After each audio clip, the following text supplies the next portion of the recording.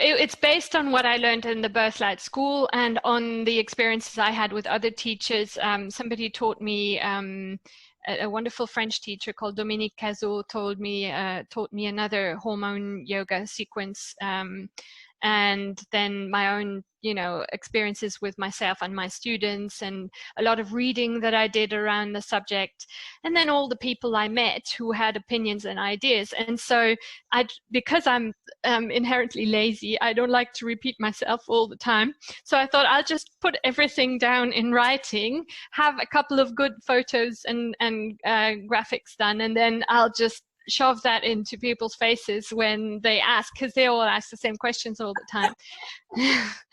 And so yeah, that was basically the idea. So it's not a yoga book in itself, but because I come from the yoga world, the physical postures that I show are yoga poses, and the breathing comes from the yoga tradition as well. But you could come at this from other angles as well, in terms of certainly you could come at it with Qigong or Tai Chi, certainly.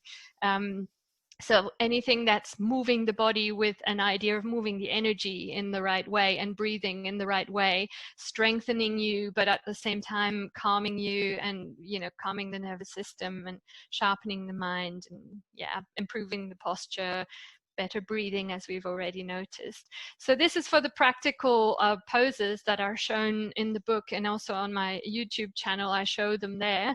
But then I explained a little bit about anatomy and physiology, because there's people like the vagus nerve that not a lot of people know, but that have a huge influence on you and on a lot of things that you do. Or this guy here, the psoas, not a lot of people realize that it has a big influence on women's well-being, amongst other things, so there's some yoga sequences in there with illustrations to give you an idea, but it's not mainly about that. It's about how does a woman's body and mind work, and what do they need in order to be well. So I asked some of my friends to contribute who come from Chinese medicine, like Miriam Wagner or Tiffany Bown or Janny White, who come from the Chinese medicine background and had something to say about acupuncture and keeping your belly warm and keeping your meridians open. And then I have Nadège Lanvin, who is a moon mother. So she explains about an energetic practice called a womb blessing that some women find really beneficial. And then there's my friend Stephanie Lolivre, who speaks about Ayurveda and how Ayurveda can actually help balance women's hormones. Ayurveda is the sister science of yoga. It's like the medical aspect, and then Sarah Davison, who is another good friend of mine from Notting Hill, from London, who is a homeopath. And my conversations with her were one of the starting points of the book, because we both kind of joined this online Facebook group called Menopause Chicks. And there were all these women that were no end complaining about all the things that were going really horribly wrong. And while it was interesting, because sometimes it helped you make sense of things, it was also disheartening when you thought at how much these women were suffering when there were so many solutions out there. And for example, things like hot flashes, Sarah has really good results with homeopathy in that area, and anxiety as well, and all sorts of things. Just as fertility, for example, so many women struggle with their fertility, and acupuncture works really well for these things. And there's period pain, such a massive subject. I don't think there's an office that I've worked in, and I've worked in many, where half the women weren't suffering from period pain. And so, and then the worst thing is that women think it's normal to suffer, to be like completely debilitated on the first day of your period. Well, it's not. That's not how it's meant in nature. So yeah, there's a lot there. No, there's so much there, and I love this sort of connecting all the people and the wisdom, that you've gathered on the way. That's so you, and packaging in this way that's so accessible for a young woman who's just started her period to, to menopause and 85, well, beyond. I love this book that expands generations, of women. Well, I had this vision of one generation giving it to the other two. So you could either be the mum who passes it on to the grandmother and the daughter, or you could be the daughter going, Mom, just give me a break and read the book.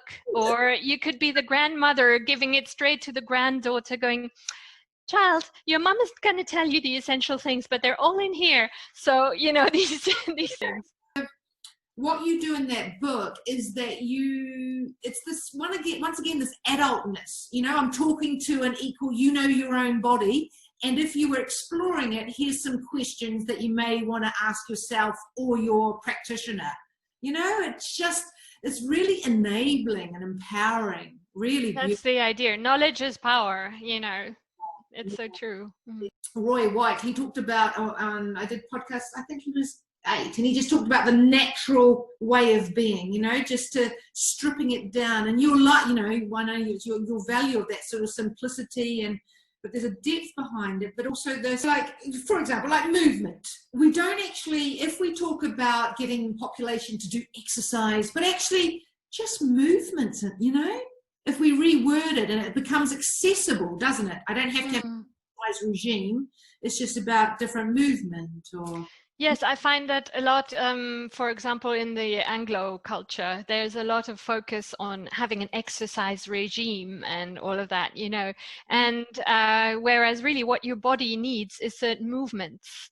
And so in terms of women, for example, one movement that's missing is the round movements, the circular movements, because women in traditional cultures have much more of a balancing gait, and then the other one is squatting, which is how people everywhere except here go to the bathroom. And it's like a real issue for, menstruation and for constipation and lower back issues from sitting on chairs. And I mean, this is gaining a bit of traction. So people are more aware nowadays that sitting on chairs for long periods of time isn't very beneficial. But certainly one of the main things that I teach people is to relearn how to squat. If it's difficult for you due to all sorts of things happening in your body, then both me and any other good yoga teacher or practitioner that you talk to will be able to show you how to access the posture little by little with lots of little tricks that can help you get there. And if it's completely impossible for you, for example, if you have 2 knee replacements and you need to be, or not yet replaced, but like 2 broken knees and they need, you can't squat, then there's alternative things that you can do. But certainly, so hip circles and squats are certainly 2 of the big movements that women in our culture miss, and what's causing problems for them. I remember just somebody telling me about actually with cultures, giving birth in a squat. Why would you lie down? So... Yeah, no, that's a big thing in the Birthlight tradition, is that we show, like in the birth preparation course, we show them a pelvis and we show them where the, where the different bones are and how it will affect you to lie on your back. And in most cases, you will be on all 4. One of the lovely chapters, I love your chapters, and I suppose the disconnection connections, and I don't know, do you want to just say a little bit about that? Yes, I suppose in a few words. So they're the 2 sides of the same medal, because I've got 2 out of 5 elements that are called disconnection and connection. And so the whole point is you need both, because if you don't ever have a moment of silence, whether it's walking the dog or doing some gardening or sitting for meditation or painting, calligraphy, or doing your knitting without doing something else at the same time. Anything that you can get absorbed in without having all this external input, especially of other people or the news or whatever, that's going to help you hear your inner voice. And for example, back to our nature conversation, I always say that the first time I really heard my inner voice was on a very long walk on a long beach. My parents used to have a flat in Normandy, and you could go for endless walks on this really flat piece of beach. And I used to do that a lot. And it's a bit embarrassing, but the first time I ever heard my inner voice was on a beach, and it said very hesitatingly to me, it said, maybe you should watch less TV. that was the first thing. Brilliant.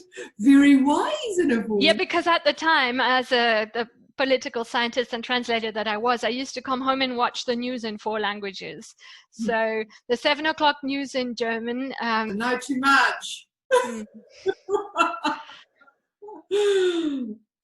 So yes, the inner voice only comes through in silence. So find some activity in your day that will allow you to hear that, and maybe you'll get interesting messages like maybe you should watch less TV.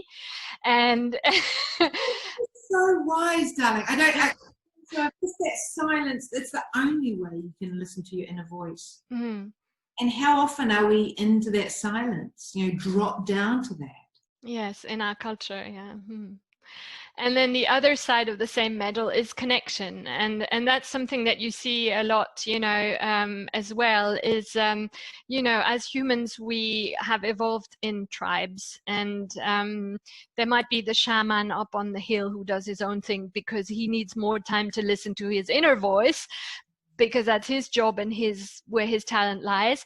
But most people, we evolve in tribes. And for example, in the pre and postnatal phase, this is a massive issue. Yeah. So all these women who are pregnant or newly mums, and they spend a lot of time either by themselves or in an environment where there are no wise women or no other pregnant women, or, and the transmission from one generation to the next also doesn't always take place.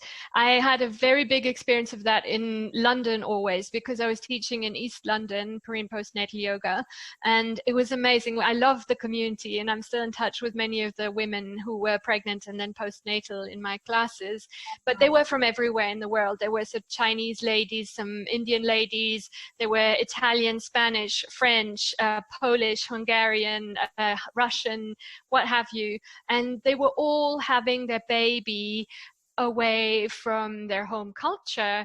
And if their mothers were able to come, then it was a big deal, because usually people lived in small flats, and the mom coming from far away was going to come for an entire month, and not just drop by every day for half an hour, and so all this whole cultural aspect of it's a real problem. And also for menopausal women, there's a lot of perimenopausal women who find that it's so helpful. Like, takes me back to the Facebook group Menopause Chicks. I mean, sometimes you read these women on there that go, oh my God, I'm so glad I have this group. It's 3 o'clock in the morning, and I know you're out there somewhere listening to me. I need to have a big moan. And, it's just, the people need support, and it's one thing to get it online. It's great. It's better than nothing. But